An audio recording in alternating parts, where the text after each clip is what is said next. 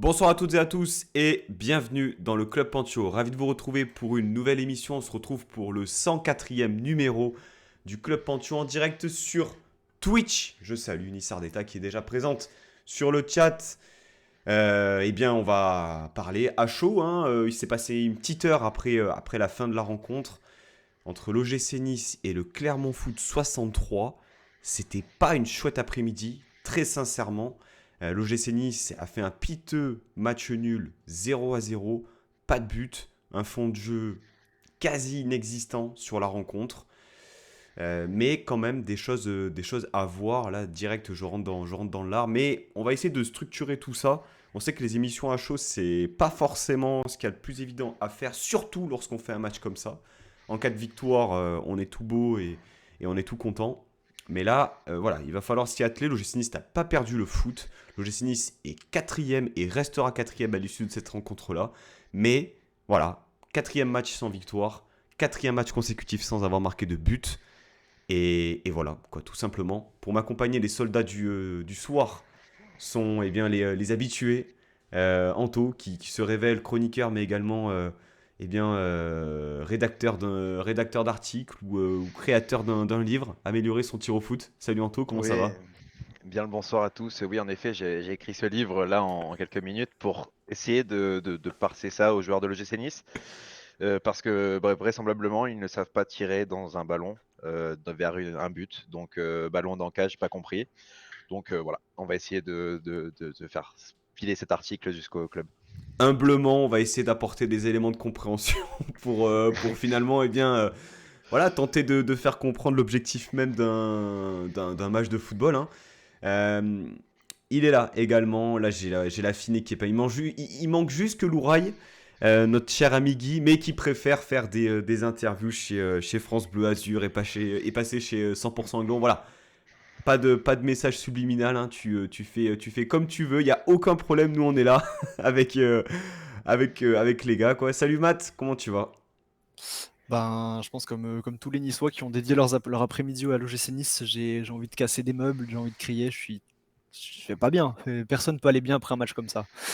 C'est Ouais, l'OGC Nice a peut-être pas perdu le foot, mais le foot a perdu là, hein. Cet après-midi, c'était dégueulasse ce qu'on a regardé. Bon c'est courage d'ailleurs à tous ceux qui ont participé au hashtag Je monte au stade. J'ai une grosse pensée pour eux parce que ouais, Je monte au stade, se taper un Nice Clermont sous la pluie et voir une purge pareille, j'ai une très grosse pensée pour eux. Donc je leur fais une grosse baïta. Le hashtag je reste sur le canapé est en top tendance, hein, depuis la fin du match, hein. C'est terrible. Euh, bon, on va parler chronologiquement des choses et forcément chronologiquement on va parler, tu l'as dit Matt, de l'engouement un peu populaire qu'il y a eu cette semaine, à en commencer par celui voilà, du hashtag, hein, du je monte au stade, relayé un peu sur tous les réseaux, appuyé également par le club qui a fait profiter certains supporters d'une trentaine de places en tout. Bref, il y avait quand même pas mal d'opérations sur lesquelles le club a aussi joué le jeu, hein, tout simplement. Tout ça pour dire que voilà, il y avait une volonté commune et collective de mobiliser les gens à venir au stade pour un Nice-Clermont qui marquait aussi le début d'un certain nombre de matchs ultra importants, autant en championnat qu'en Coupe de France. Ajouter à ça aussi la venue de 400 supporters au centre d'entraînement hier pour venir encourager les joueurs. Voilà, je veux dire, on critique l'engouement, on critique l'affluence, etc., etc. Mais enfin, je pense qu'on est d'accord, les gars, pour dire que sur les derniers jours, il n'y a pas grand-chose vraiment à reprocher, on va dire, à la communauté, autant le club qui a pu également se mettre dans la roue de ce qui a été fait, les supporters qui sont venus en nombre de la pop, notamment hier après-midi. Euh, Enfin, il y avait tous les éléments en fait pour faire une belle rencontre, mettre une valise à Clermont parce que c'est ce que tu dois faire lorsque tu es logé Nice cette saison. Et finalement, bah, t'as rien réussi à faire quoi finalement, Anto. Ouais, mais déjà, moi, je voudrais passer un gros big up au club. On est un peu énervé de la part de l'équipe et tout, mais franchement, cette saison, il y a un gros travail qui est fait pour une communion entre supporters et club, et ça faisait très longtemps qu'on l'avait pas eu à Nice. Donc, ça a commencé avec le masque, et puis ça continue. Donc, ça, c'est très bien. C'est une très bonne chose malgré tout. On se rattrape comme on peut sur cet après-midi, mais en tout cas, ça fait plaisir. bah, l'histoire se répète. Il y avait une mobilisation énorme contre Bâle. On a connu la suite. Et puis maintenant, bah, c'est la deuxième fois. Et à chaque fois, bah, tu déçois les gens qui peut-être viennent parce qu'il y a cette mobilisation. Et bah, ils reviendront pas. Et Ouais. après, on se pose des questions. Lissard d'État nous dit ce match est une insulte à la mobilisation. Je pense que Matt, euh, tout le timing était réuni encore une fois pour faire une belle rencontre, pour, euh, pour tout simplement regagner, hein, tout simplement regagner un match contre la Lanterne Rouge à domicile. Et puis, bon, on va y revenir tout à l'heure plus en détail, mais tu passes pas loin de la correctionnelle, donc ouais, encore un virage mal négocié par l'OGC Nice, Matt. Ouais, ouais, exactement. Lissard d'État a tout dit, hein, c'est honteux. Et je pense que les joueurs étaient honteux, puisqu'ils ont apparemment. C'était aussi un calvaire pour eux d'aller saluer la Pop qui a gueulé pendant tout le match à la fin du match. Donc honteux à tous les niveaux. Et ouais, comme tu dis, pas la première fois. On avait déjà eu le cas en début de saison. Brest, je me souviens de l'enchaînement Brest-Lyon. Je sais plus dans quel sens on les joue, mais au vu des affiches, il y avait vraiment pas mal de gens au stade. Et pareil, une purge et un 0-0 dégueulasse. Donc on peut pas s'étonner que le stade soit vide quand les gens se déplacent, on leur propose ce genre de spectacle. Je sais pas qui a été convaincu par l'équipe sur le terrain en tribune aujourd'hui en tout cas. Ouais, Et c'est bien triste. C'est bien triste pour tous ceux qui se sont mobilisés, que ce soit pour le club qui a fait ses actions, les gens des réseaux et notre louraille nationale qui a aussi mis son grain. Donc ouais, c'est très très décevant ce qui s'est passé cet après-midi. Effectivement, alors je ne l'ai pas dit, il n'y a pas de représentant clermontois avec nous cet après-midi. C'est pas faute C'est moi. d'avoir eh bien, sollicité divers médias, notamment sur Twitter. Mais bon, rassurez-vous, on va essayer d'être performant à 3, du moins plus performant que certains joueurs cet après-midi. Anto qui C'est pas dur. regarde pas mal de football, et notamment de la Ligue 1, nous apportera un peu d'éléments de contexte autour du Clermont Foot 63. Le contexte, on l'a donné de la rencontre. Voilà, on va passer au match et on va commencer dans un premier temps par les compositions et notamment celle de l'OGC Nice qui nous intéresse avec, messieurs, déjà des choix forts. Enfin, vraiment, la composition de départ. Tu commences avec un milieu de terrain Kefren Turam, Alexis Claude Maurice, Hichem Boudaoui, une ligne d'attaque, Boga, Guessant, Shaw.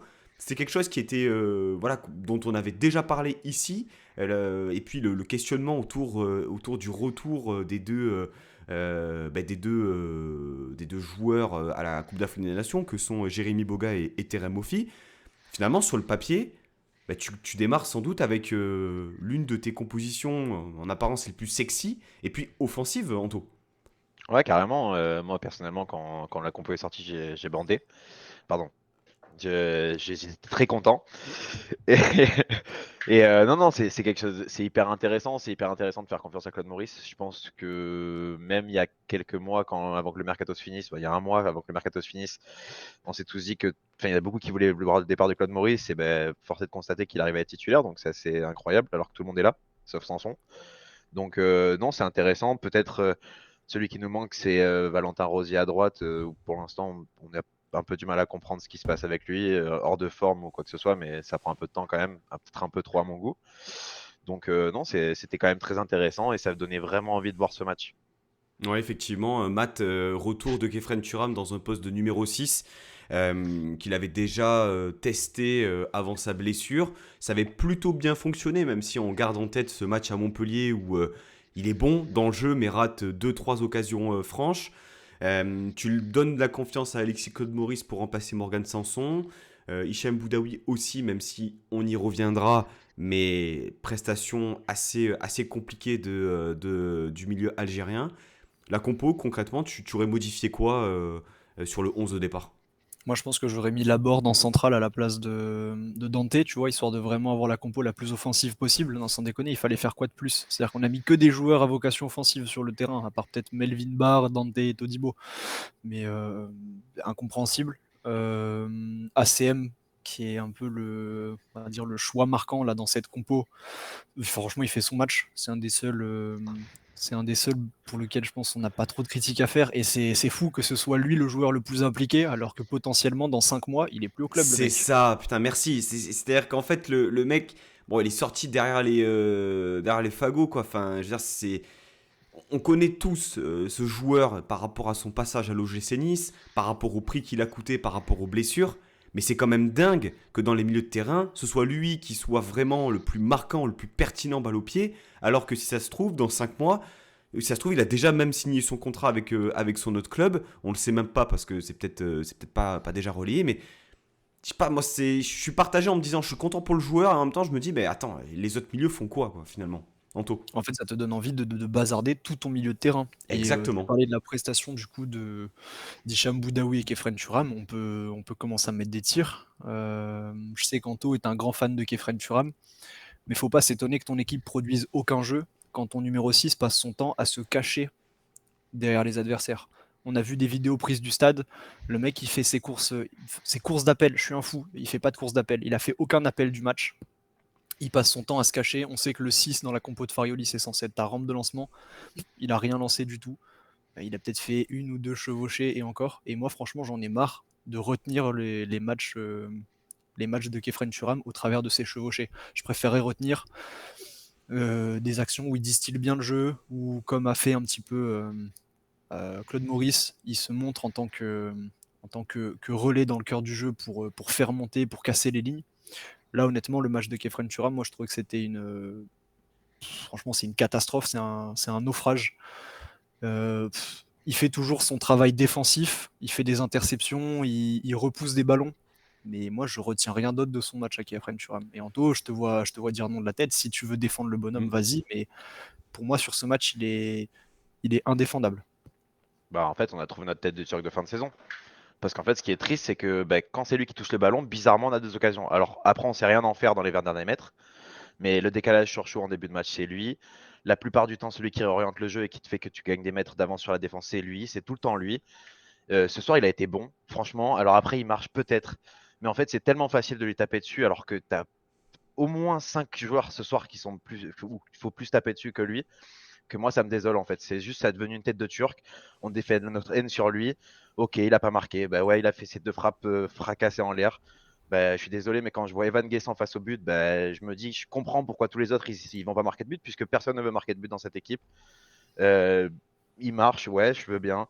Mais on est toujours pareil, que ça soit de la première à la dernière minute. Quand il y a un mec qui dribble, tout le monde le regarde. Il se passe rien autour du ballon. Ça, Peu importe qui ça soit. Enfin, franchement, c'est tellement facile de taper sur Kefren Turam. Si c'était vraiment lui le problème, je vous jure qu'on gagnerait beaucoup, beaucoup de matchs. Et en final, on n'en gagne aucun. Et c'est pas que de sa faute. Mais Peut-être qu'il pourrait être meilleur, mais en tout cas, c'est vraiment pas le pire du tout. alors, attention, on a commencé un peu, voilà, par la force des choses, en abordant Kefren Turam. Loin de nous l'idée de faire porter la responsabilité de ce match et de ce résultat à l'OGC Nice. On va faire les choses, de toute façon, on a plusieurs dossiers en tête, et notamment au milieu de terrain.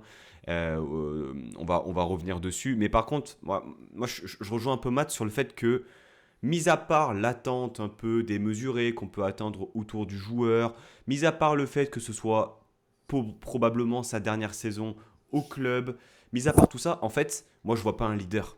Je vois pas un leader, je vois pas un mec qui prend un peu le jeu à son compte. Je vois effectivement un joueur qui se cache, qui a un jeu sans ballon, mais Mais qui frôle est-ce que c'est vraiment grave? le... Est-ce que c'est grave? Que ce soit pas un leader, est-ce que c'est grave? Non, mais par contre, que ce soit pas un leader vocal, d'accord, mais par contre, c'est censé, normalement, en théorie, ça doit être un leader technique. Ça doit être quelqu'un qui doit être constamment dans la proposition, constamment en train de bouger, constamment en train de proposer, en fait, tout simplement, d'être, voilà, 6, d'apporter, etc. Et en fait, il a tenté une ou deux fois, c'est percé plein axe, etc., où il vient s'empaler sur le défenseur. Ça en devient risible, en fait. C'est-à-dire que si Kefren Turam, son atout majeur, c'est effectivement ses percées axiales, ben, ok, très bien, ça va peut-être passer une ou deux fois et ça va être on va dire des séquences YouTube qui vont être relayées sur les réseaux. On va dire, ah, Kefren Turam trop fort. Moi, j'ai besoin de me dire que Kefren Turam, c'est un mec qui va pouvoir t'aligner des frappes à 25 mètres, qui va pouvoir te trouver ton numéro 9 dans la profondeur, qui va pouvoir créer vraiment quelque chose, mais autrement que ce qu'il essaye de faire depuis plusieurs mois. Parce on l'attend aussi, la saison vraiment de confirmation de Kefren Turam. Et pour l'instant, ça se fait attendre. Ouais, moi, tu peux pas dire ça ce soir. Parce que Si, la Anto. vérité, les gars, citez-moi un mec qui a été meilleur en 6 cette saison contre un bloc médian bas. Mais Voilà, quel contre un bloc Mediamba, haut. ils nous ont pressé dans notre surface, Anto, Mais tu te fous de la gueule arrête, du pas monde. tout le Ils nous ont temps, pas pressé tout le jusqu'à la temps, ligne des arrête. 6 mètres, t'es un malade. Arrêtez, non mais je veux bien, on est à chaud et tout, c'est dur. Mais attends, Je mais sais t'es où c'est fou. dur. Ils nous ont pressé Mais plus non, haut, pas ils tout le nous ont temps. pressé plus haut que la moitié des équipes de Ligue 1. Ça a duré 25 minutes en deuxième période. En première période, ils touchent pas un ballon. Si on fait pas d'erreur à la con, notamment notre capitaine, grand capitaine. Alors lui, leader, hein, nickel. Non, parce que franchement, si on tape sur Kefren Turam pour l'attitude, alors notre capitaine ce soir et en 2024, grand des capitaines. Mais franchement, ce soir, c'est lui qui fait le jeu. C'est lui qui. Alors, soit tu as Claude Maurice par le dribble qui a été excellent parce que Claude Maurice, on lui a beaucoup tapé dessus, mais merci parce que tu as été peut-être un peu la lumière ce soir. Mais Kefren Turam, re-regardez le match. Enfin, non, n'en faites pas ça quand même. Non, ça ira, je te Mais remercie. je vous jure que Kefren Turam, à chaque fois qu'il y avait des décalages, c'est lui qui les a fait par sa passe. Je longe, je cours. Alors, il y a du déchet, certes, mais qu'un joueur qui tente, il aura toujours du déchet. Mais il y a eu beaucoup de bonnes choses. Moi, j'hallucine parce que j'ai l'impression que tu as vu des choses qu'on n'a pas vues. Toi, tu as vu des décalages sur ce match. Ben ouais. Franchement, s'il y a eu 2 décalages dans le match, c'est le bout du monde. Ils étaient tous statiques. Non. Mais il n'y a pas eu un appel. T'as vu un joueur faire un appel? T'as vu un joueur faire un passe va? On peut discuter de ça ou pas? Est-ce qu'on peut discuter qu'ils avaient tous les pieds figés dans le béton? Le seul mec qui s'est démené, et c'est ce que j'aurais aimé voir faire Kefren Turam, parce que c'est ce qu'on l'a vu faire par le passé, on l'a déjà vu jouer et être au bord des larmes parce qu'il prenait 3 cœurs ce qui se passait. Comme a fait Melvin Barr, là, de temps en temps, sur le côté, le mec, il allait, pressing, il récupérait le ballon, il donnait à son 6 ou à son 8, il faisait un appel. Après, Boga perdait le ballon, il faisait le pressing à la place de Boga. Tu vois, ce genre de dépassement de fonction, c'est ça aussi qu'on attend d'un moment d'un joueur comme Kefren Turam, qui, je suis désolé, a du coffre, a des capacités. Le mec, il est hyper polyvalent, il est hyper versatile, il sait faire plein de trucs. Il est bon à la récupération, il est bon au dribble, il est bon à la passe, il est bon à l'impact physique. Au bout d'un moment, qui sonne la révolte, tu vois. Parce que c'est bien de dire, ok, on peut pas taper sur lui, il a pas été pire que les autres, sauf que quand t'es Kefren Turam, que t'es un des plus anciens dans l'effectif, c'est à toi de sonner la révolte. C'est pas normal que les mecs qui sonnent la révolte, ce soit des Pablo Rosario ou des mecs improbables, ou des Alexis Claude Maurice, tu vois. Moi, je trouve ça pas du tout normal. Et à ce niveau-là, il y en a un autre qui s'est bien caché et qui a pas du tout été le reste de l'équipe. Parce que quand tu es au milieu de terrain, tu joues à 3 à l'OGC Nice. C'est Hicham Boudaoui qui, pour moi, à tous les niveaux, a raté son match. Aujourd'hui, ils ont le milieu de terrain. Tu me dis, ouais, Kefren Turam, il fait son match, Claude Maurice fait son match. Est-ce qu'on peut parler du troisième bonhomme? Il a été nul. Il a été horrible, que ce soit dans l'état d'esprit, dans l'exécution technique. 1 milliard de touches de balle avant de faire quoi que ce soit, ça a été un handicap pour l'équipe aujourd'hui dans le milieu de terrain. Boudaoui, ça a été une catastrophe. Alors, Hicham Boudaoui, est-ce qu'on est d'accord pour dire que depuis que son retour à la CAN, c'est très compliqué? Ouais, c'est pas le seul. Hein. Oui, non, mais d'accord. Mais oui, bah non, après, mais on est d'accord. Hein. Mais après, Boga à sa décharge, j'ai pas trop envie sur ce match-là, bien de lui rentrer dedans. Bah non, mais attends, il est revenu la semaine dernière. Il revient la semaine dernière, Anto. Ah ouais, mais alors, c'est pas grave. Il revient la semaine dernière et il a quasiment pas joué de toute la CAN. Non, franchement, c'est honteux, les gars. Franchement, j'ai défoncé les Gaëtan Laborde toute la saison. Ce soir, le match de Jérémy Boga. De Jérémy Laborde. Honte. C'est pour ça que je l'ai dit. Tout le match, j'en pouvais plus. Le match de Jérémy Boga, c'est une honte aussi. Les deux, le retour de Cannes est catastrophique. Le seul qui a la tête à l'endroit, c'est Mofi qui a fait 14 minutes en 7 matchs. C'est vrai. Enfin, franchement, respect mec. Et qui a perdu en finale de Cannes en plus. Donc, franchement, respect mec. On va rester sur. Les gars, on tape sur le milieu de terrain ou sur Boga? Sur Boudaoui, on va rester sur Boudaoui. Je pense sur le milieu de terrain, on va avoir aussi un mot sur. On a parlé de Alexis Claude Maurice et je pense de votre avis un peu positif. Hein, vous l'avez tous les deux mis un peu dans vos tops sur cette rencontre-là. Mais c'est vrai qu'Hicham Boudaoui, c'est neutre. Voilà, on voit pas réellement la valeur ajoutée, alors que c'est vrai que sur la première partie de saison, on a vu justement cette projection, cette présence dans la surface, cette proposition aussi, à hauteur déjà de 2 buts. Hein. En championnat, il me semble que c'est le seul milieu de terrain qui a marqué. Oui, parce qu'en coupe, Sanson et Youssouf ont été buteurs. Il me semble que les autres milieux n'ont pas encore marqué. C'est dire aussi le manque. Tom Loucher, Pancho. Tom Loucher, oui, c'est vrai. Ouais. Si on le considère comme un milieu de terrain. partout. Mais oui, tu as raison.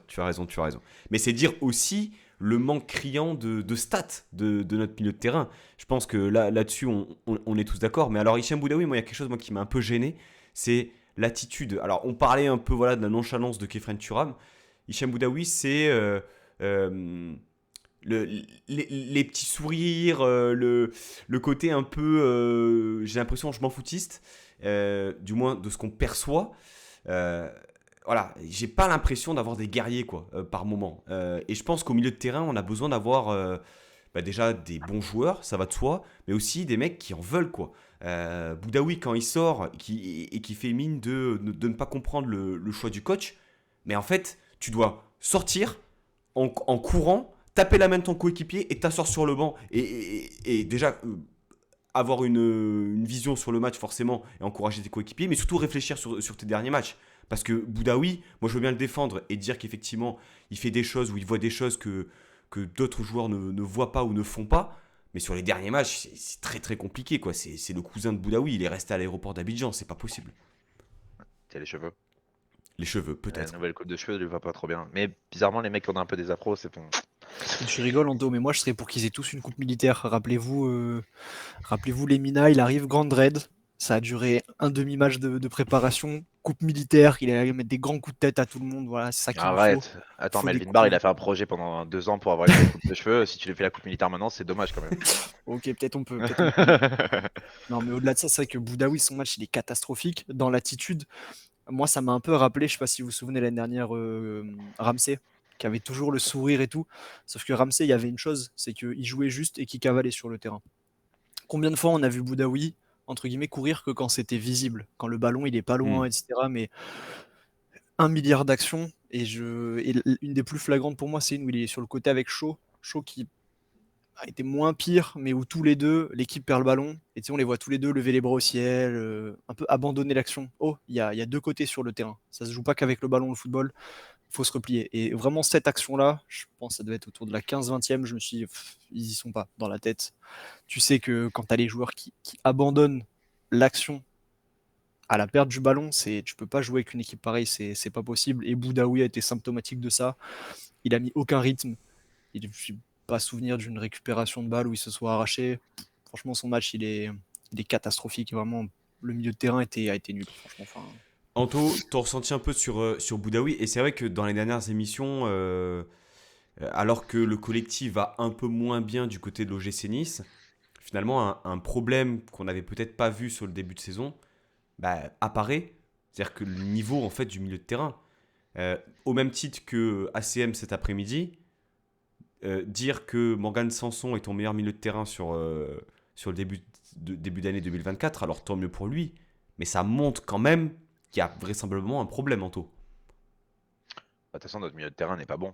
Enfin, c'est depuis le début de la saison. Après, on était omnubilé par les résultats. C'est pareil, si ce soir tu gagnes 1-0, tu passes des choses. Je suis d'accord avec toi, Matt, sur les replis défensifs, mais en fait, ça, on le voit depuis le début de la saison.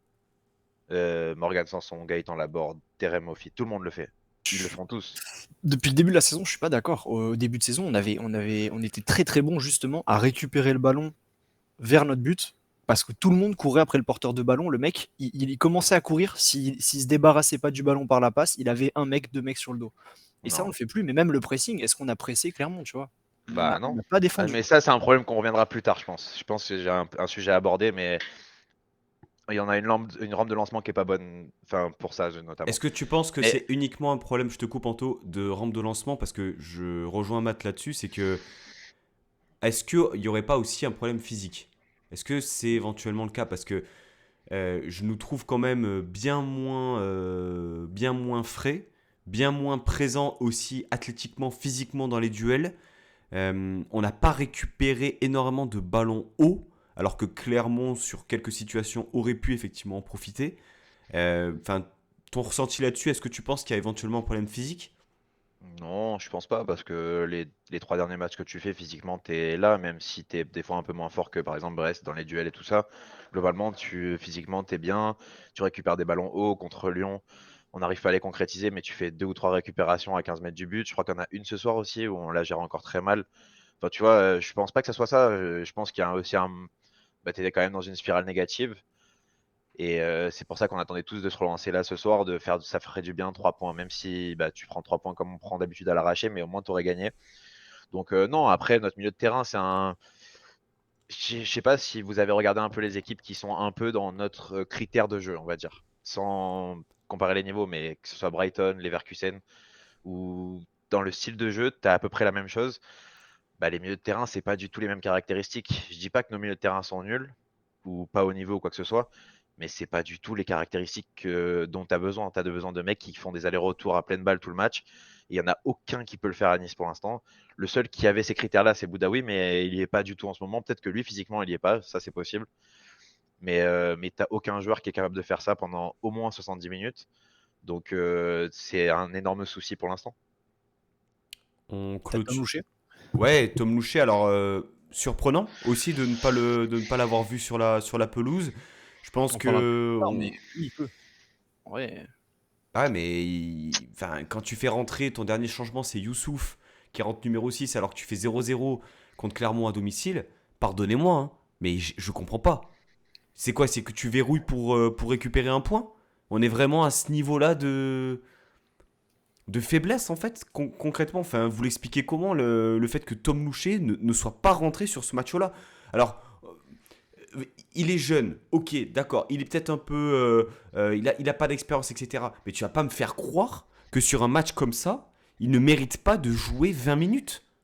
Sur tous les matchs qu'il a joué, que ce soit piston gauche, ailier gauche, milieu de terrain, milieu de terrain, axe gauche, axe droit, il a été bon et il a été pertinent. Anto, je te vois faire une petite grimace. Bah, moi, je suis d'accord. J'aime bien Tom Louché, hein, j'adore et franchement, j'ai beaucoup d'espoir en lui. Maintenant, pour moi, ces deux dernières sorties, elles sont en deçà de ce qu'il a montré au tout début. Et c'est presque normal. Tu vois, tu peux pas être toujours dans les meilleurs Monaco, de ton Monaco, équipe. Anto.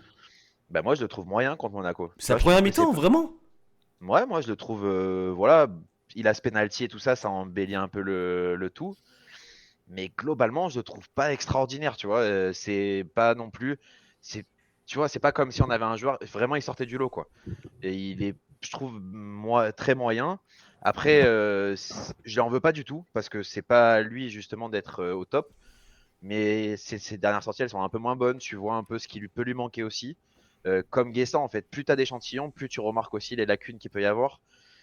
Et donc après, je l'aurais fait rentrer aussi.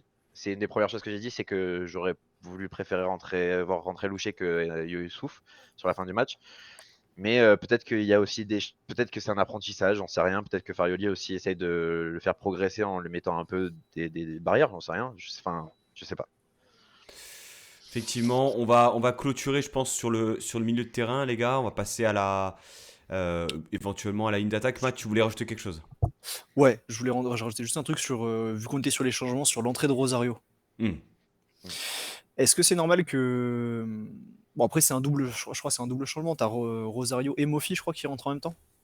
c'est Ouais. possible. Ouais. Et en fait, on voit deux choses qu'on n'a pas vues depuis le début du match. C'est qu'on voit un joueur qui joue simple au milieu de terrain, qui arrête de faire 1 milliard de touches de balle et qui se débarrasse du ballon en tentant une passe dangereuse pour l'adversaire. Et on a un offensif qui fait un appel de balle tranchant. Et je crois que ça donne peut-être une de nos meilleures situations du match. Honnêtement, notre match, on s'est créé très très peu de grosses situations. Que ce soit Mofi ou Claude Maurice, si un des deux la joue mieux, tu peux la mettre au fond parce que la sortie du gardien clermontois, c'est une catastrophe. Hmm. C'est un miracle qu'ils prennent pas but là-dessus. Donc, et honnêtement, sur le reste de son match, sur le reste de son entrée, on va dire plutôt, Rosario, moi, m'a montré tout ce que n'a pas fait Boudaoui. Il a joué simple. De temps en temps, il allait mettre un peu des coups, tu vois, sans plus. C'est pas normal qu'aujourd'hui, on se pose la question de savoir si Rosario doit être titulaire, alors que je pense cet été, tout le monde avait envie de le dégager du club. Et, euh, et ouais, le chantier qui nous attend au milieu de terrain est super inquiétant ouais, quand un des mecs qui t'apporte presque le plus de satisfaction, c'est Rosario. Ouais, effectivement. Je pense que là-dessus, ça va être très intéressant de voir un peu les ajustements, les venues, les ventes qui auront lieu cet été, mais on n'y est pas encore totalement. Les gars, on va parler peut-être de la ligne d'attaque. Alors, peut-être, voilà, votre ressenti, forcément. Alors, l'OGC Nice n'a pas marqué, mais peut-être revenir sur un fait de jeu. On n'y est pas revenu encore dessus. Euh, sur la première mi-temps, les gars, déjà, ce penalty. On discutait ensemble sur WhatsApp justement sur votre ressenti sur ce penalty là. Alors, grande Marcin Bulka. J'ai pas compté combien cinquième penalty arrêté cette saison. Si on compte la coupe, Euh, je sais pas, les deux de Monaco, 2, 3, Montpellier, 4. ouah, ça fait beaucoup trop. Mais Non, c'est bien. déjà, votre ressenti sur le penalty, pour toi, Anto, y avait-il le penalty et faute de Dante? Alors, mon cher Pancho, je vais te regarder. Non, pour moi, il n'y a pas penalty en fait. Nous, ça a été grand débat, hein. Je vous le dis en off, pendant la mi-temps, ça a été grand débat. Pour moi, il n'y a pas penalty. En fait, ce que fait Nicholson, si tu commences à siffler ça penalty, bah, ils vont tous faire ça. Le mec se jette littéralement sous Dante. Il se retrouve à 6 mètres du ballon. T'as Edouard Cissé, grand consultant, qui te dit il place son pied d'appui. Son pied d'appui. Bah, franchement, s'il arrive à faire une frappe comme ça, respect, mec. Donc, non, il y a au bout d'un moment, le premier truc que j'ai dit, c'est il y a penalty. Quand j'ai revu le premier ralenti, j'ai dit bah non, tu peux pas siffler penalty là-dessus. Pourtant, tu vois, je suis pas un fervent de Dante et tout, mais là, pour le coup, je peux que le défendre. Mais honnêtement, il court tout droit et l'autre, il se met complètement dans sa course. Bah non, tu protèges pas le ballon, tu fais rien. Non, honnêtement, pour moi, c'est impossible de siffler penalty là-dessus. Alors, je vais donner mon avis du coup, hein, vous aurez compris qu'on n'est pas forcément d'accord. À vous. Mais à la limite, tant mieux. Pour moi, il y a penalty. Pour la simple et bonne raison que, pour moi, Dante, et Nissardetta le dit, hein, il fait pas un geste propre. C'est-à-dire qu'en gros, il a l'intention, je pense, de jouer le ballon, mais au moment où il fait son geste, le ballon est beaucoup trop éloigné. Donc, la seule chose qu'il va percuter à ce moment-là, c'est la jambe de Nicholson. Pour moi, il y a penalty et encore une fois, on le dit souvent dans cette émission, dans l'autre sens, qu'est-ce qu'on aurait sifflé? Moi, j'aurais crié au scandale, je vous le dis, si ça n'avait pas été sifflé. Donc, je pense que c'est un moyen aussi. Mais est-ce qu'on peut parler aussi, et je vais te laisser la parole après Matt, de la réaction de l'équipe après, enfin, le temps qui ait eu justement l'appel de la VAR, etc., etc. J'ai l'impression que l'équipe savait d'avance, et là, on en revient à ce qu'on se disait sur le match de la semaine dernière, sur le match d'il y a 2 semaines. Clairement, ça se passait la balle, des passes latérales, aucune intention véritablement d'aller vers le but.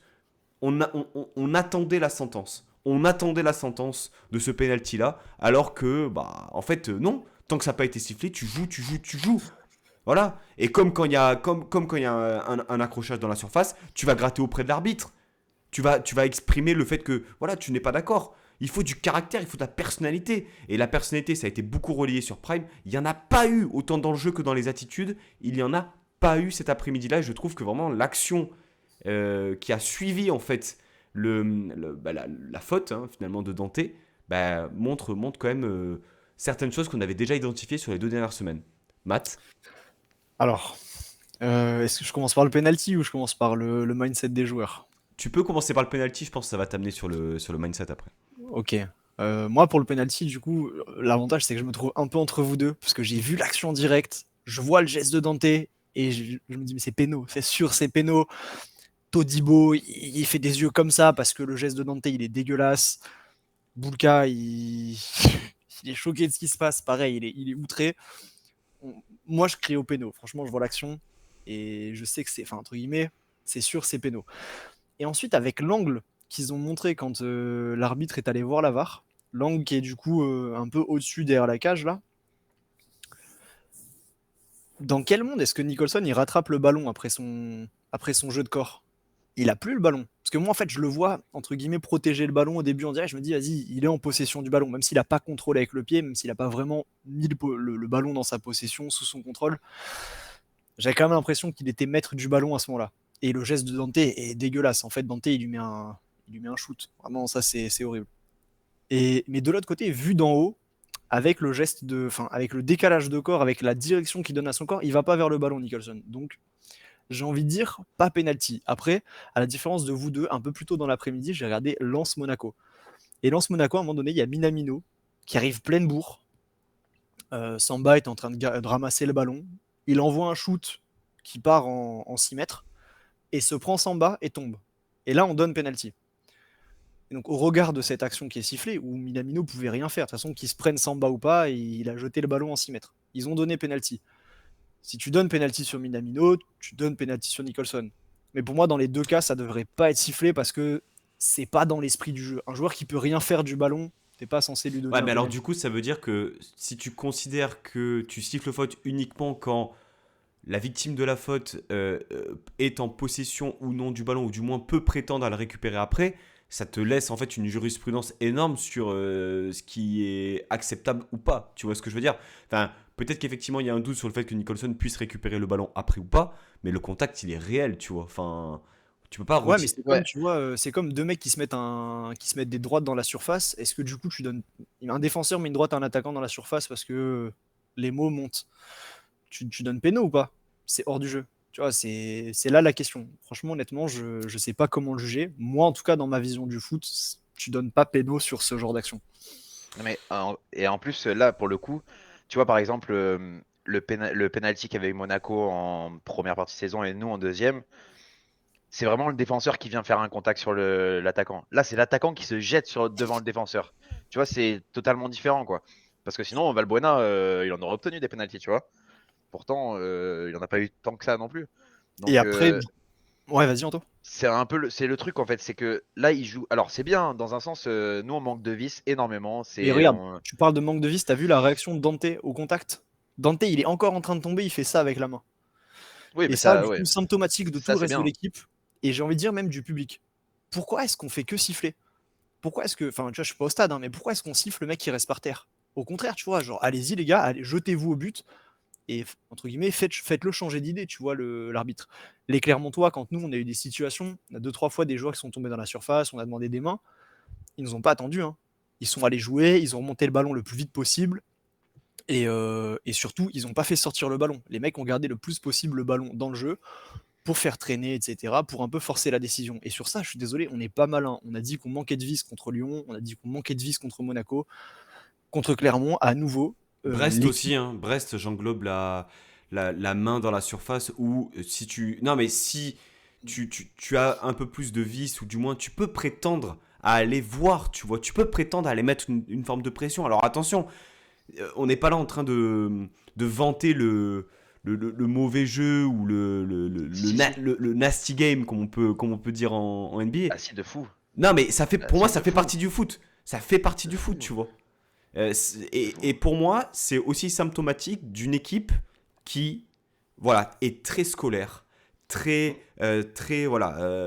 organisée, etc., etc.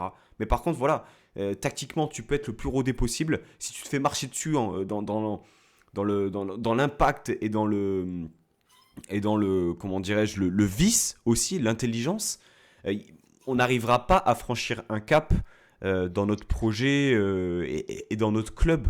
Enfin, ça changera, Pancho. Le jour où le brassard changera de bras, ah, là, ça, je te le dis, ça là, changera. là, là, là, tu en trouves une porte là dans laquelle Mais c'est Anto va vrai, s'engouffrer. Dante, il regarde, il est là, il tape la tchatch, il sourit avec tout le monde. Oh, t'es soit méchant, on est là pour gagner en fait. Moi, on m'a toujours appris quand t'étais au sport, c'est bien le fair play, etc. Mais on n'est pas là pour se faire marcher dessus. Et franchement, j'ai l'impression qu'avec Dante, c'est porte ouverte. C'est vraiment, Non, c'est mais porte ouverte. Le gars, on l'a jamais vu. Justement, on l'a jamais vu dans ce Nasty Game. Rappelez-vous, la dernière saison, on fait une vraiment très bonne saison, on a un mental de tueur. C'est première saison Favre. Et honnêtement, Hmm. qui a le brassard sur le bras? C'est pas Dante, hein. Et il est sur le terrain, Dante. À tous les matchs, il est sur le terrain. Et c'est pas lui qui a le brassard. C'est Paul Bass qui je crois, à 4 journées de la fin, te fait dégoupiller tout le Paris Saint-Germain. Ils prennent 2 cartons rouges dans les 10 dernières minutes. Pourquoi? Parce que t'as Maestro Paul Bass qui leur grignote le cerveau. C'est des mecs comme ça qui nous faut à l'OGC Nice. Et aujourd'hui, ça manque de caractère dans l'effectif, c'est tout. non, mais Anto, ça, de toute façon, on est d'accord, hein, quand tu vois le capitaine de l'Olympique Lyonnais, on aime ou on n'aime pas, mais en tout cas, Ah, bah, lui, il veut faire gagner son équipe. mais je Dans les tue pour avoir décisions, un mec dans. comme ça dans mon équipe. La casette, je l'aime C'est. pas parce qu'il est lyonnais, mais Ouais, mais franchement, si nos joueurs, il faudrait les mettre 24 heures. Bon, déjà pour tirer, apprendre à tirer au but, comme c'est marqué là. Et aussi de 24 heures devant des mecs qui ont du vice. La seule équipe gentille qui gagne actuellement, c'est le Bayer Leverkusen. Contre le Bayern, par exemple, il n'y a pas une décision où ils ont parlé. Mais par contre, ils les explosent dans le jeu. Donc ils n'ont pas besoin de parler. Mais nous, on a besoin d'un peu parler quand même. On a besoin de se faire un peu aider au moment où ben, c'est un peu le je petit jeu, pense ben, qu'on que a ça tourne en ta besoin, faveur. on a besoin de compenser aussi peut-être notre manque de qualité ou notre manque de, Ouais, non, mais de, bien de sûr, c'est pour talent. ça. Enfin, il faut le dire aussi, hein. Non, mais c'est pour ça, le Bayer Leverkusen, ils en ont pas besoin, ils explosent tout le monde. Mais nous, on n'est pas dans ce cas-là, on n'arrive pas à exploser tout le monde pour l'instant. Peut-être que ça viendra, j'espère, du plus profond de mon cœur. Mais pour l'instant, on n'arrive pas à exploser les gens. Bah, il faut que tu utilises tout pour gagner tes matchs. Et pour l'instant, on ne sait pas le faire, il faudra apprendre. faudra changer de brassard. C'est vrai que c'est fait un petit moment que je le dis, peut-être 6 ans. Mais en tout cas, voilà, c'est des choses qu'il faut apprendre aussi. On manque peut-être d'expérience à ce niveau-là. Peut-être qu'il y a des choses que Dante transmet bien. La rigueur de travail à l'entraînement, la santé que tu dois prendre de ton corps et tout ça. Mais ça, il ne l'a pas. Et sur le terrain, c'est pas un bon capitaine, d'après moi en tout cas. Du moins, un bon capitaine sur ce qu'on peut attendre d'un capitaine de l'OGC Nice. Mais ça fera clairement l'objet, je pense, même d'un numéro spécial le jour où Dante se retirera des terrains. Parce que Ouais, moi, je vais en être, moi. typiquement, voilà. Bon alors là, on dévie totalement, mais est-ce que Dante est une légende de l'OGC Nice? Voilà, est-ce que ça fait partie des légendes? On revient sur le match, les gars. Peut-être Marcin Bulka. Hein. Marcin Bulka qui fait partie des rares satisfactions, je pense, de ce match-là. On a parlé d'Alexis Claude Maurice, de Melvin Barr aussi un peu, mais Marcin Bulka encore grande Marcin, qui, encore une fois, permet à l'OGC Nice de ne pas encaisser de but, permet à l'OGC Nice de gratter un point, même si c'est une mauvaise opération, hein, fondamentalement. Et puis quand on l'entendait à la télé, je pense que du stade ça devait être super bien, mais alors le Constantin totalement fou après le penalty arrêté, c'était quelque chose ça. Franchement, est-ce qu'on a déjà vu ça? Est-ce qu'on a déjà vu Fêter un arrêt penalty un speaker célébré comme un qui but? J'ai jamais vu ça. fête un penalty comme ça, pas. J'ai jamais vécu ça, mais ça, ça montre aussi que je pense qu'il y avait un besoin tu vois, peut-être de réveiller le stade aussi, je sais pas. Ouais, puis le mérite après. Il a le mérite dans sa personnalité. Lui, il est irréprochable sur tous les plans de jeu. Bon, c'est vrai qu'il a passé 2 matchs où il a pris 4 tirs cadrés, il a pris 4 buts. Est-ce qu'il y peut beaucoup de choses? Peut-être pas. Mais en tout cas, ce mec-là est irréprochable dans son approche du football, sans doute sa méthodologie de travail aussi, parce qu'il est très fort, parce que les pénaltys, c'est pas que de la loterie, et qu'il les arrête. Dans sa communion avec le public, il essaie de toujours rendre aussi quelque chose, et ça, c'est trop bien. Donc ce mec-là le mérite, et c'est trop bien pour lui, parce que il a mangé son frein pendant quelques années, et maintenant il a le droit à son heure de gloire. Matt, Quelle chance on a d'avoir un gardien comme ça, si je te dis. On a toujours eu des bons gardiens à l'OGC Nice, honnêtement, d'aussi, enfin, vous voyez à peu près l'âge que j'ai, aussi loin que je m'en souvienne, à part Gregorini qui me tendait un peu. et encore. Ah, moi j'aimais pas un gardien qui peut pas sortir, je suis désolé. Il y a des gens qui aimaient bien Schmeichel, mais un gardien qui sort pas, je peux pas. Je suis désolé, hein, mais je peux pas. Mais voilà, des Hugo Lloris, des David Ospina, franchement, même la saison de Cardinal, elle est pas horrible. Et après, du Walter Benitez, qui a jamais eu de trophée UNFP, ben voilà, Marcin Bulka, le meilleur gardien du championnat, joue pour l'OGC Nice. Ouais, Et belle chance. il y a eu Dell aussi. Il y a eu Moisassen aussi. Si tu veux qu'on aille par là, on peut remuer des mauvais souvenirs. Hein. On peut aussi regarder le classement à la fin de la saison quand c'était dans les cages. Et non, mais voilà. Et je pense que je me suis fait la réflexion pendant le match. Je me dis, on peut pas faire de grandes saisons sans grand gardien. Nice a un grand gardien. Va falloir que ça remonte un peu sur le terrain parce qu'on a aussi eu je trouve qu'on a eu un grand Jean-Claire Todibo, en tout cas sans ballon. Avec ballon, c'était un peu plus discutable sur ses ouvertures où je l'ai trouvé moins précis. Mais au global, on a une solidarité et une solidité défensive cette année qui devrait nous permettre de prétendre à beaucoup plus. Et c'est pour ça que moi, franchement, aujourd'hui, la défense, on a pris 0 but. On s'est un peu fait trouer de temps en temps. Heureusement qu'il y avait Bulka pour rattraper les meubles. Je crois statistiquement, il nous sauve 2 buts et demi de XG on target. Je ne sais pas s'il y a des fans de stats, mais ça veut dire que grosso modo, vu les tirs qui ont été pris, il y avait 2 buts dans la cage. Je pense qu'on en a fait beaucoup moins déjà nous parce qu'on a beaucoup moins cadré. Mais voilà, quand on a la chance d'avoir un gardien comme ça, devant, c'est pas normal que l'arbitre laisse pas 3 minutes de temps de jeu en plus. Parce qu'en fait, il met 3 minutes à prendre sa décision VAR. Donc ça, je sais pas ce que vous en avez pensé, vous. Moi, j'étais choqué qu'il siffle à mi-temps après 3 minutes, alors qu'on n'a pas joué pendant 3 minutes. On a vraiment attendu qu'il prenne sa décision.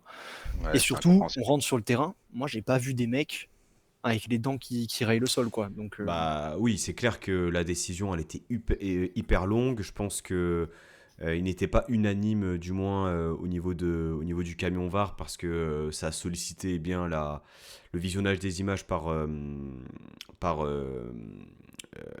comment il s'appelle Bel Elhadj. Benadj. Ouais. Ben Elhadj, ouais. Ben Elhadj.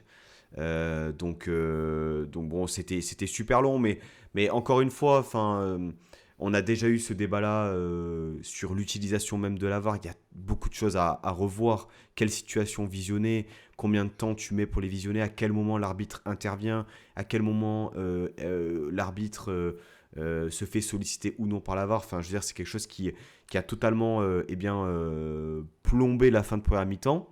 Et puis, Matt, ouais, tu soulignes bien quelque chose, c'est que quand tu fais cette première mi-temps-là, tu dois enflammer la seconde mi-temps sur les 15-20 premières minutes. Tu dois assiéger totalement l'équipe de Clermont, chose que en fait, tu n'as pas fait véritablement.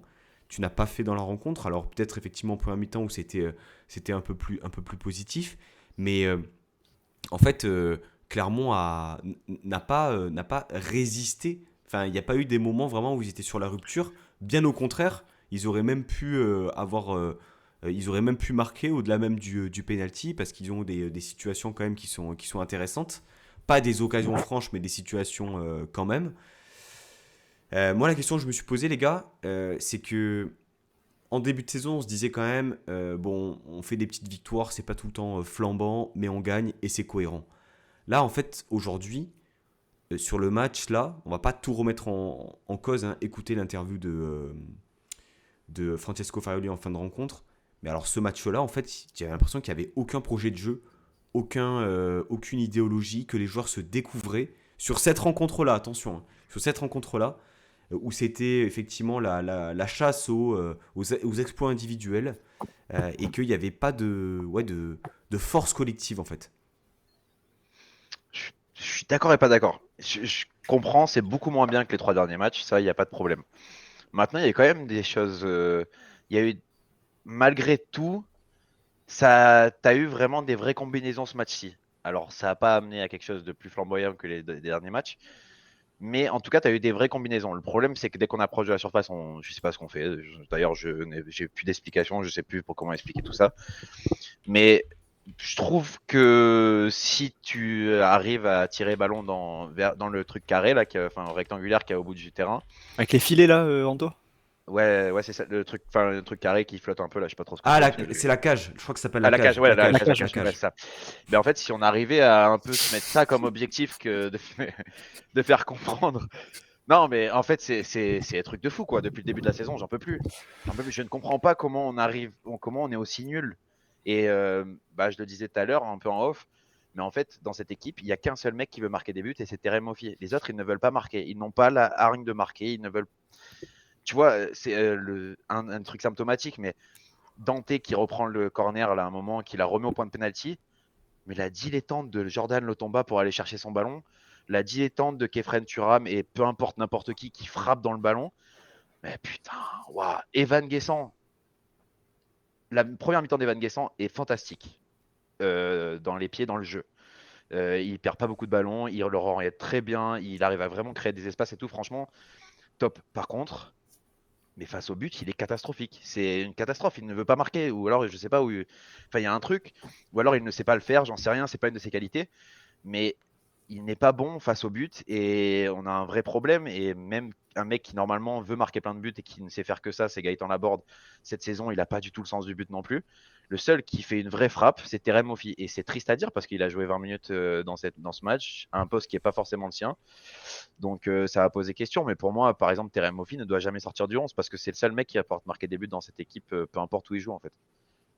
Matt. Ouais. Je suis d'accord avec vous deux. Anto, tu parles de combinaison. Honnêtement, à part sur une touche qui fait Thuram, Rosario, Moffi, j'ai pas souvenir de plus de combinaisons que ça. Moi, je vais vous dire, les gars, j'ai pas le souvenir. Alors, on est passé à côté de certains matchs. Hein. Mais pour moi, vraiment, on est sur l'un des pires, si ce n'est le pire match de la saison. Parce que C'est le pire. même dans les défaites, là, j'en appelle.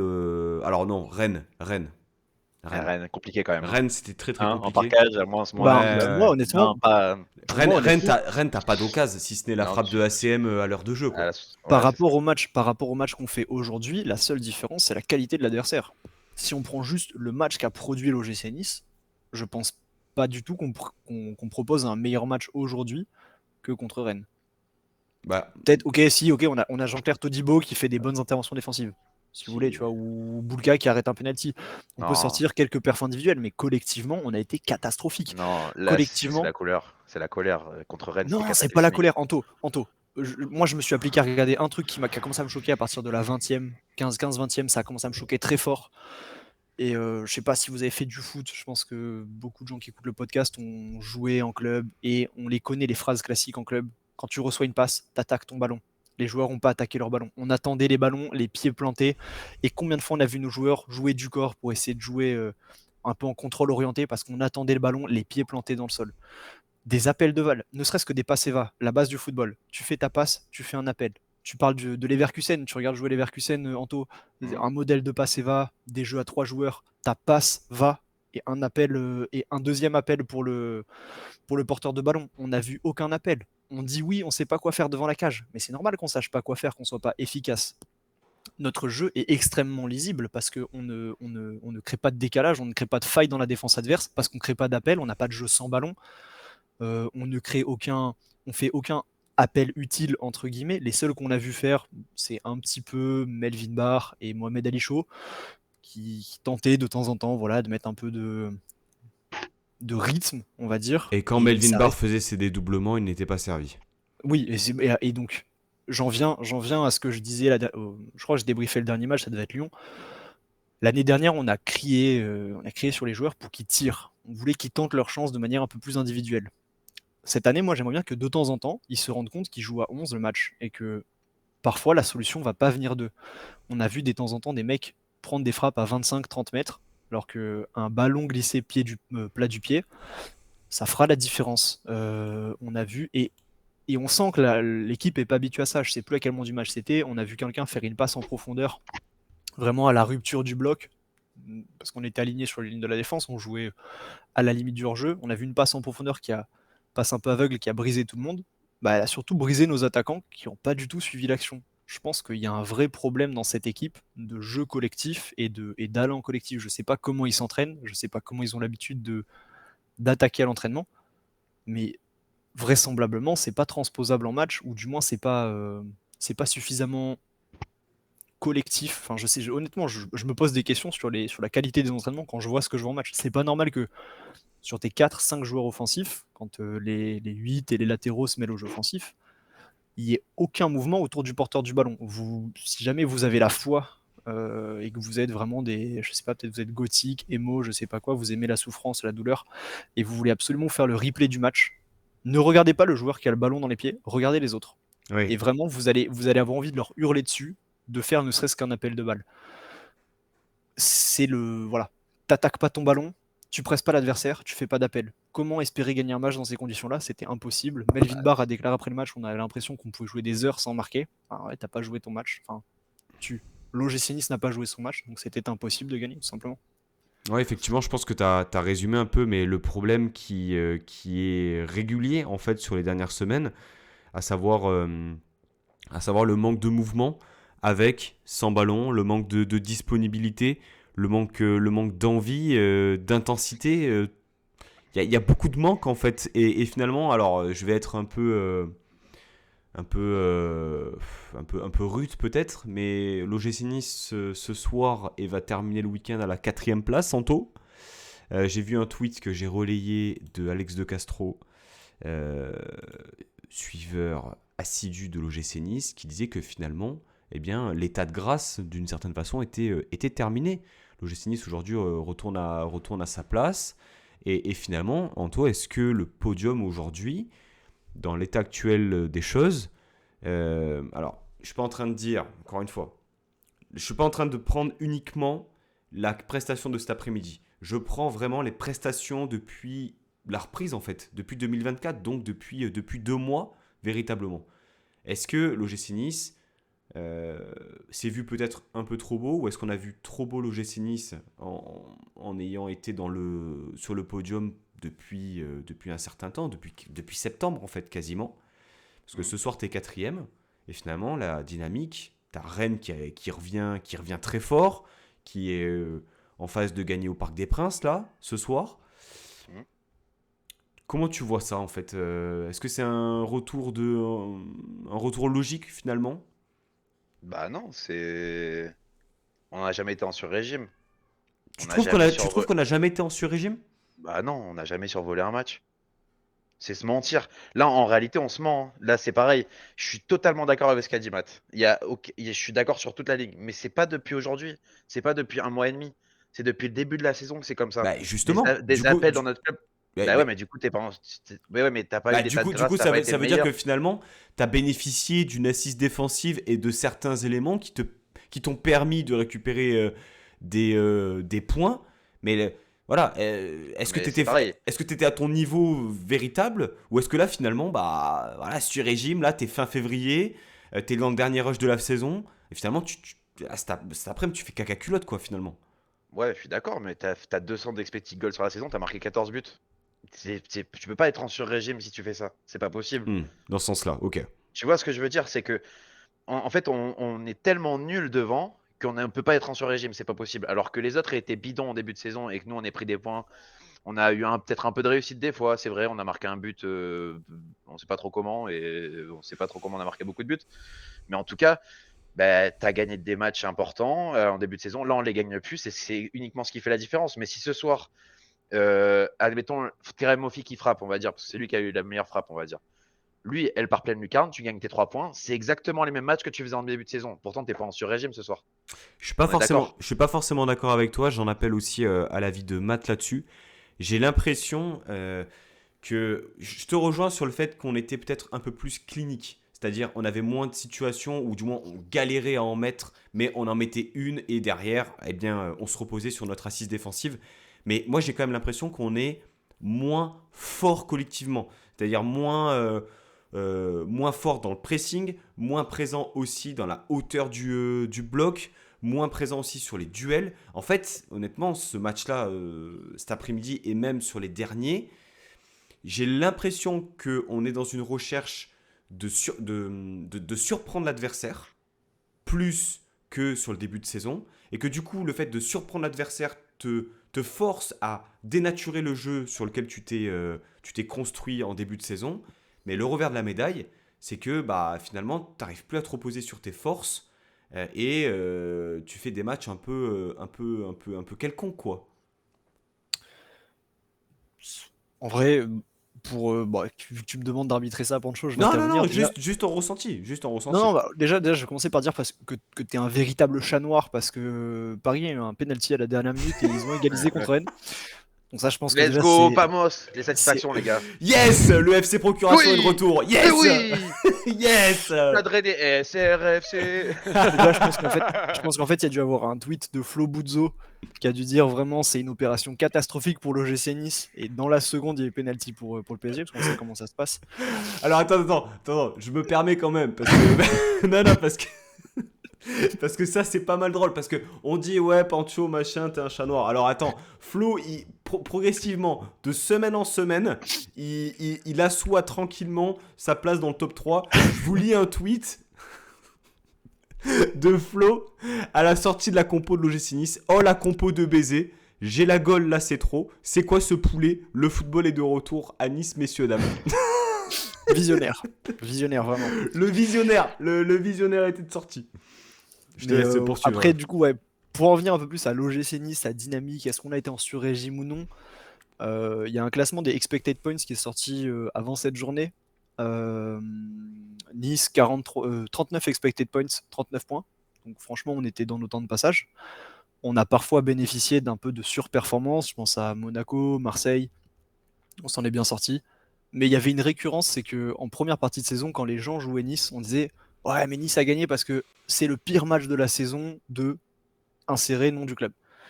Depuis 2024, on a l'impression que c'est un peu la mécanique inverse. C'est à chaque fois qu'une équipe joue Nice, on dit ouais, là franchement, relance les on a vu cadavres. des choses encourageantes. On sent que on n'a pas de Clermontois aujourd'hui. On n'a pas de Clermontois aujourd'hui avec nous, mais je suis sûr qu'on aurait eu un Clermontois, on nous aurait dit. Et je vois Anto qui s'excite, c'est le meilleur match de la saison pour Clermont. Ouais, Tu mais, veux- mais, tu je- veux rebondir, ouais, Anto mais Pas vrai. Bordeaux, on se disait pareil.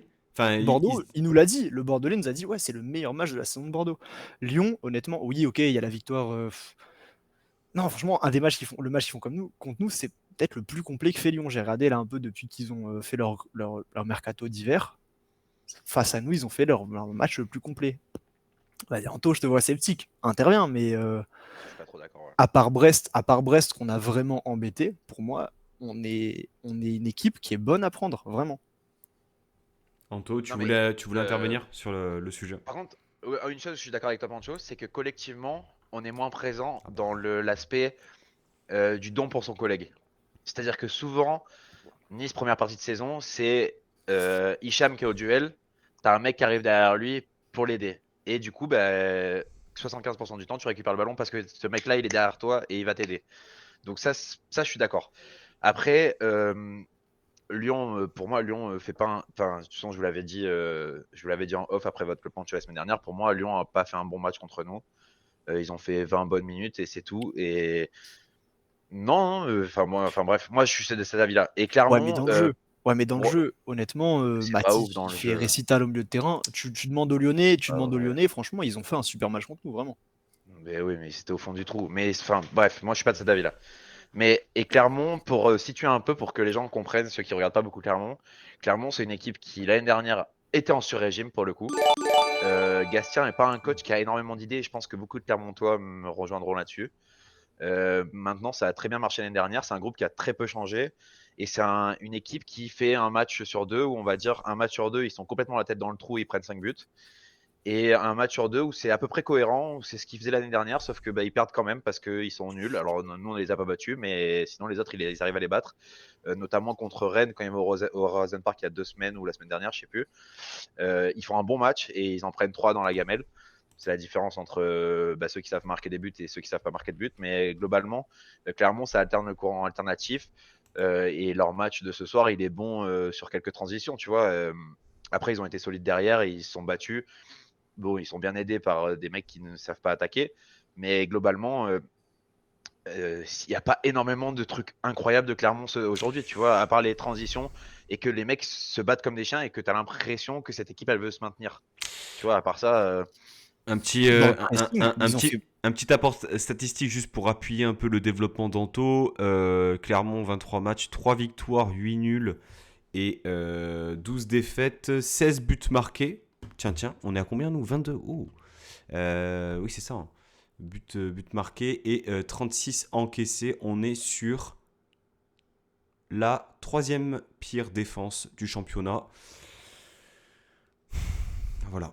ah, Une mais troisième voilà. pire défense qui, par moment, nous a pris à la gorge dans nos 6 mètres, tu vois.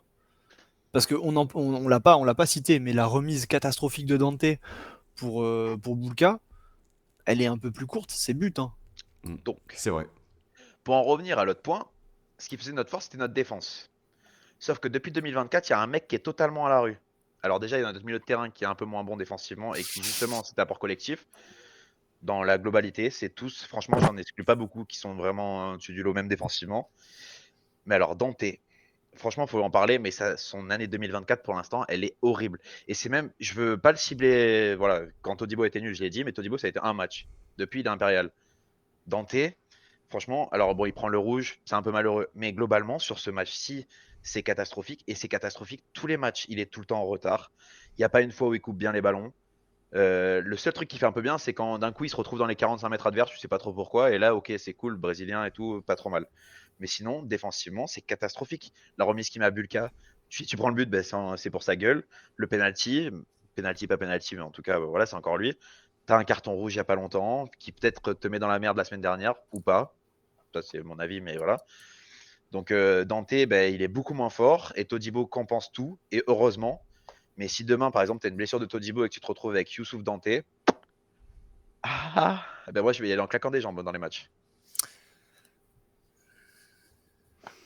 Ouais, ok. Perso. Tu m'as presque convaincu sur Dante. On va pas refaire le débat, mais effectivement, peut-être que même par rapport à ce qu'on voit de l'OGC Nice, imaginer l'après Dante, c'est imaginer aussi un autre OGC Nice, hein, parce qu'on sait que ça se calque énormément sur le profil du Brésilien, sur le fait que ce soit un défenseur qui soit très bon techniquement, qui soit assez lent forcément. Donc à voir. Messieurs, on arrive à 1 heure d'émission et je vais vous demander un peu voilà votre alors soit votre dossier, soit si vous voulez partir par top flop, on l'a déjà fait, mais on n'a pas vraiment évoqué tous les cas. C'est le moment pour vous d'évoquer vos autres satisfactions s'il y en a, vos autres déceptions ou votre autre sujet non évoqué. Matt, si tu veux démarrer. Je vais laisser la main à Anto, parce que je pense que je vais peut-être partir sur l'extra sportif. Pardon, je vais peut-être partir sur l'extra sportif pour une fois.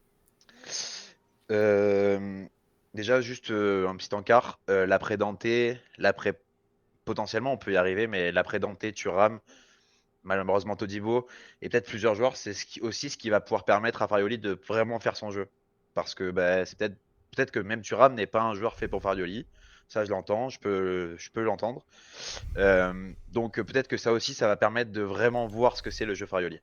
Et mon point, moi, je voudrais quand même mettre vraiment un très très bon point pour un mec qui on a dit que c'était moyen, mais pour moi, Mohamed Ali Chaud, putain, bête de recrue en vrai. Ce mec-là, il tente beaucoup, il passe, il a plusieurs registres. Alors, c'est pas toujours parfait, bien sûr, et C'était il brouillon cet ratera. Et après-midi, hein. ouais, bah pour moi, c'est le meilleur, enfin c'est le plus dangereux, quoi. Oui, mais Alors après, ça n'empêche que c'est brouillon. non, mais bien sûr, bien sûr. Après, c'est un peu brouillon et tout, pas de souci, mais lui, il passe. Et tous les matchs, il commence à le confirmer. Il est solide. Il subit les contacts, mais il passe à chaque fois quand même. Et ça, franchement, c'est bien, parce que c'est pas un physique qui est incroyable. Donc, j'espère en voir un peu plus. J'espère aussi, moi, personnellement, le voir aligné avec Terem Moffi. Et non, franchement, vrai bon point pour moi-même, Ben Ali Chaud. Faut qu'il continue. J'espère qu'on va le garder titulaire, parce que lui, il le mérite vraiment. Depuis son arrivée, il est vraiment dans les clous. Matt, Bah, je suis d'accord, hein, franchement, Mohamed Ali Chaud, on a même vu des actions où ses jambes le portaient plus et où il mettait du cœur. Moi, j'ai bien aimé son match, hein. Franchement, je suis d'accord avec Anto. Même s'il a pas tout réussi, s'il a pris des mauvaises décisions, faut pas oublier que le gars est arrivé il y a moins de 2 mois. Que bah, aujourd'hui, ça s'est pas vu sur le terrain. Donc, euh, donc ouais, plutôt satisfait du joueur et je pense qu'il est extrêmement Farioli compatible. Si ça doit s'inscrire dans la durée, je suis content de ça. Et mon sujet, ça va être, on va dire, un peu extra sportif et un peu, peut-être un peu redondant, mais je voudrais parler de l'ADN du club. À chaque fois que le club est attendu, on déçoit. Et là, au-delà de ça, moi, ce qui m'a déçu, c'est l'attitude des joueurs.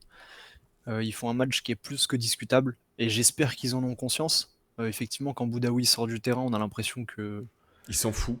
qu'il n'est pas investi. Mais faut pas oublier on joue à peu près toujours Clermont à la même période. On les joue là quand il fait un temps dégueulasse dans un moment où généralement l'OGC Nice n'est pas en forme. Les années précédentes, le stade était vraiment vide.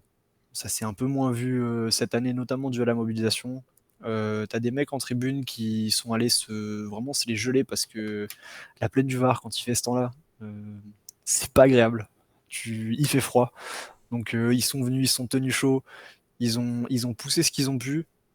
Et à la fin du match, le fait de voir les joueurs aller à reculons devant la tribune, qui les a quand même remerciés, qui franchement, ils sont pas rancuniers la Sud, hein, parce que Non, clairement, clairement. moi, je les aurais pas remerciés. Et peut-être qu'on manque d'exigence avec ces joueurs-là. Mm. Je suis personne pour juger la Sud et les messages qui passent, mais une bronca, ça m'aurait pas choqué. Vraiment, ça m'inquiète un peu pour la fin de la saison. Est-ce que Farioli, qui parle tout le temps de la foi, croire en notre saison, croire en ce qui nous arrive, à quel point ça compte, aujourd'hui j'ai l'impression que les gens qui croient sont en tribune et que ceux sur le terrain n'ont plus forcément cette conviction qu'ils vont faire une grande saison. On a eu un spot publicitaire, l'Europe c'est maintenant. Ben, ça fait 3 matchs et je suis vraiment pas convaincu. Donc j'étais très confiant depuis le début de la saison sur l'avenir de l'OGC Nice. Aujourd'hui, je suis en train de me dire que jouer le top 6, vu les rythmes que peuvent tenir Lens, Rennes, je suis un peu inquiet. Donc j'espère qu'il va y avoir une discussion, qu'ils vont se dire les choses les yeux dans les yeux entre hommes, parce que c'est des grands garçons, tous autant qu'ils sont, et qu'on va rapidement voir un autre visage sur le terrain. Il y a JL Carbo qui nous dit, et merci à Radcliffe aussi pour ses déclarations pour le hors sportif. C'est vrai que Euh, ça faisait partie un peu du contexte autour de la rencontre. Mais bon, quand on s'en fout, ça, on ouais. ne demande pas à un menuisier de faire du pain, hein, ça va de soi. Donc on ne demande pas à Radcliffe de parler du sportif au même titre que Ineos ou Monsieur Dave Brailsford. À la limite, qui prennent de la distance avec le gym, c'est pas plus mal pour laisser les gens compétents gérer eh bien, comme ils le font sur les derniers mois, le club. Moi, je vais rejoindre un peu Matt sur mon point pour terminer. Alors, chacun aura son ressenti, je pense, sur la rencontre, sur les performances individuelles. On peut être en accord ou pas, quoi qu'il en soit. On n'a pas assisté à un grand football, on va pas se le cacher. C'était dur à regarder et toujours, voilà, à des moments où il faut relever la tête, il faut remettre un dernier coup de collier. On a encore des choses à jouer. On a un quart de finale de Coupe de France à jouer. On a une place en Europe à valider. Euh, D'ailleurs, on... en Pancho, Ouais, juste par rapport à ce quart de Coupe de France, j'étais très sceptique dans le fait qu'il nous le délaye un peu dans le temps. Au final, j'ai l'impression que c'est une aubaine parce qu'on n'est pas du tout prêt pour le jouer, j'ai l'impression, Non. ce match.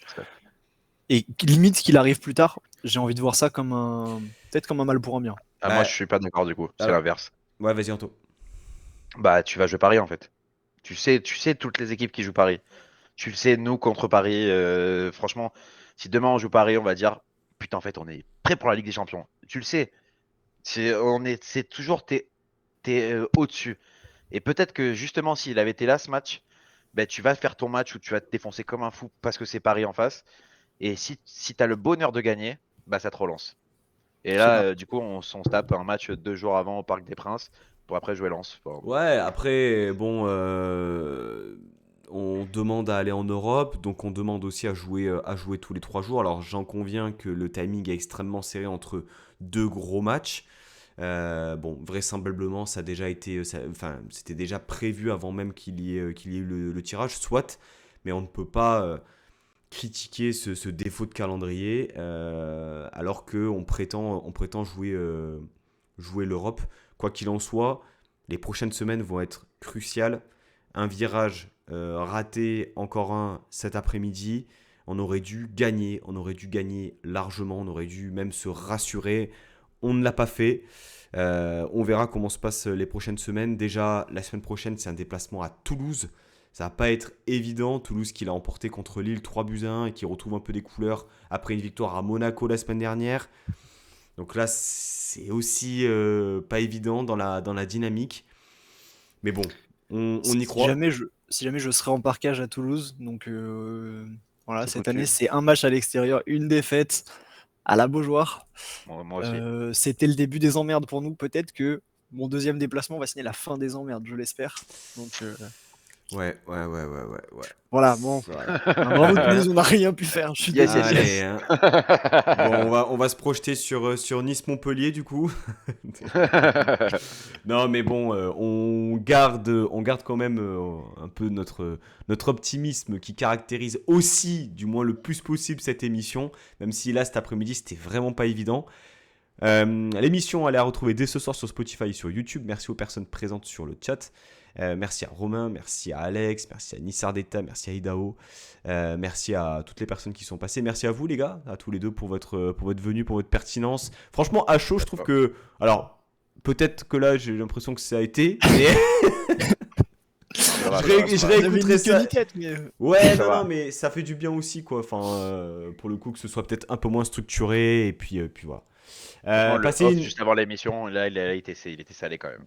Ouais, voilà, c'est ça. Passez une très très bonne soirée, merci à vous, et puis on se retrouve très vite la semaine prochaine pour eh bien, le déplacement du gym au Stadium Football. Salut, bonne soirée, ciao. Merci Santé. beaucoup. Bayeta, Anissa.